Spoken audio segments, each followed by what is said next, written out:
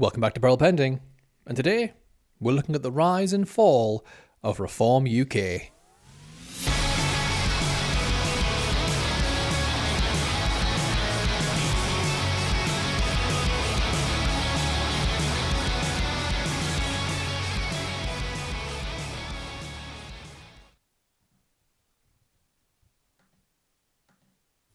There isn't an election tomorrow, and it's only one poll. But even so, are we on the cusp of a massive change in our politics? Sky News can now reveal the latest polling projection from YouGov. And here it is. It puts Reform UK on course to be the next government and Nigel Farage on course to be the next Prime Minister. Reform UK, the largest party in a hung parliament, almost impossible to stop. As we sit here now, Nigel Farage is going to be the next Prime Minister. I think we are on course for a Reform victory at the next election. I won't forget this. They might have Tories propping them up or not. But the way things are, it's very interesting listening to Farage just now, both in your interview and what he was saying in Havering, kept talking about geography. Yeah. And that is the crucial part of tonight of what's happening today, which is that they are indeed becoming a national party. Will Nigel Farage become the first Prime Minister not to belong to the Tories or Labour since Lloyd George, Danny? Well, that probabilistically, that's the most probable outcome. Less than a year ago, those stations right there, Sky News, LBC, Sunday Times, and many more, clung on the word of Farage and pinned Reform UK as the next party in government. They did better than anyone thought in the local elections, receiving 677 seats, way more than any of the rival parties. Some outlets even described them as an unstoppable force. I'm sure Farage was riding high. He had never been closer to the seat of power, and more than a few citizens likely felt a weight of dread fall upon them as the path to number 10 revealed itself to Reform UK. But recently, things have felt different. Farage is still yelling, but it's having less impact, like he's returned to the gutters of politics.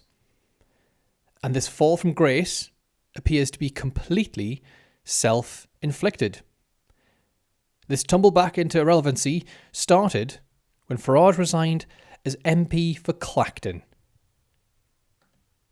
Today, I will resign as a Member of Parliament for Clacton-on-Sea, thereby forcing a by-election, which would happen, I hope, in short order. No, I've decided that the people of Clacton should be the judges of my actions. He claims he was the victim of some establishment witch hunt, only to immediately say that he was putting himself up to run again. To me, at least, this is a clear indicator, and to the public, that something about these investigations was spooking him. But why do you even bother? The people supporting Farage didn't care about his undeclared cash. What do you think about the donations that he didn't declare? Well, listen, this is politics, isn't it? This is life. You know, it's the way money goes round. You know, who doesn't do things that they shouldn't do? It doesn't seem like there was really any need for him to do this. And after this, he was made to look even more like a clown, as all rival parties ruled out fielding a candidate in his self-imposed circus. Rachel Reeves said it well on X.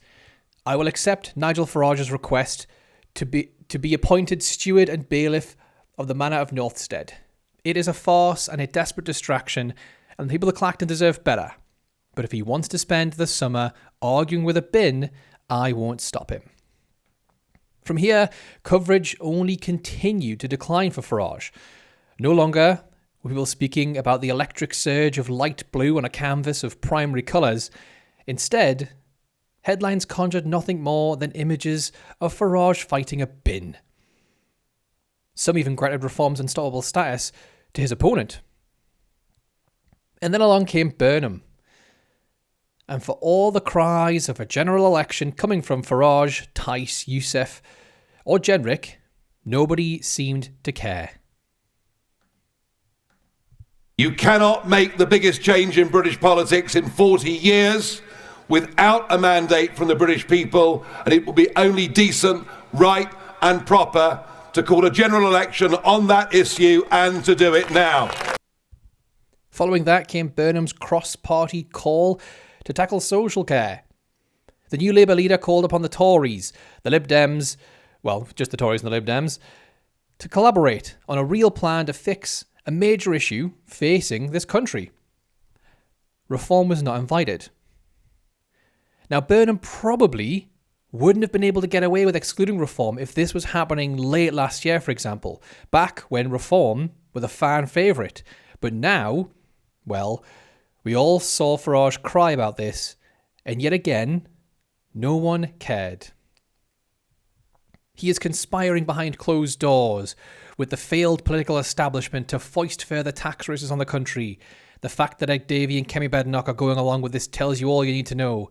This is the Uni Party in action. Now, not only was Farage not invited because, well, he's dipping in the pools, but because, and most obviously, Farage forfeit his seat at the table by resigning. Now, a serious politician would know this, maybe even laugh it off as a misstep on their behalf, but not Nigel. He had to frame this as some plot against him. Now, even if Burnham had extended an offer, what would Reform bring to the table? We all know Farage missed 77 consecutive votes, demonstrating his lack of care for the country, but also Reform's approach to social care appears to be more reactionary than well thought out. Here's a tweet from Jenrick before any plan is even put forward. Reform are literally saying they'll fight this all the way. Does that sound like a constructive approach to a real problem? Reform aren't offering a solution or to work with the other parties on building a sustainable plan. They're simply spreading fear. Reform could have acted like grown-ups. If they had an actual plan for social care, maybe don't make a pity video claiming the establishment fear you. So the Prime Minister invites the leaders of the Conservative and Liberal Democrats to sit down and talk about social care, but does not invite Reform UK. This is the political establishment. This is the Uniparty in action. Perhaps this is because of our total outright opposition to anything with regard to death taxes being on the table. We are completely opposed to that in every regard.